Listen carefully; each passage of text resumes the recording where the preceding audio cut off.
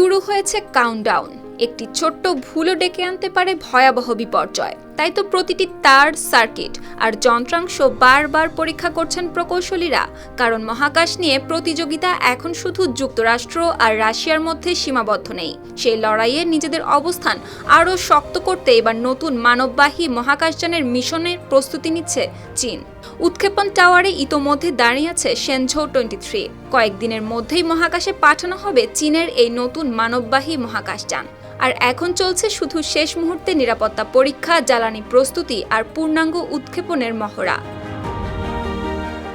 উত্তর পশ্চিম চীনের জিউকিয়ান satellite launch সেন্টারে এখন চলছে টান টান ব্যস্ততা। আর এই মিশনকে নিজেদের মহাকাশ শক্তি প্রদর্শনের আরেকটি বড় ধাপ হিসেবে দেখছে Beijing.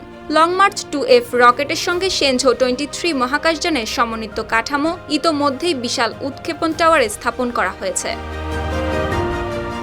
China aerospace science and technology কর্পোরেশনের রকেট ডিজাইন ইঞ্জিনিয়ার সু ঝিয়াও জানান, এপ্রিলের 19 তারিখ থেকে বিভিন্ন সিস্টেমের ধারাবাহিক পরীক্ষা শুরু হয়েছে।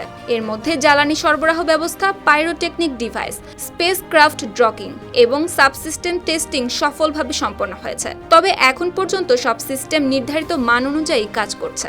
সামনে আরও 3 ধাপ বৈদ্যুতিক পরীক্ষা চালানো হবে।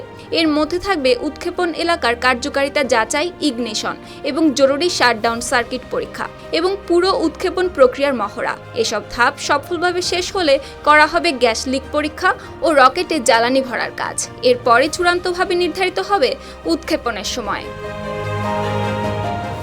শুক্তি রায়, RTV।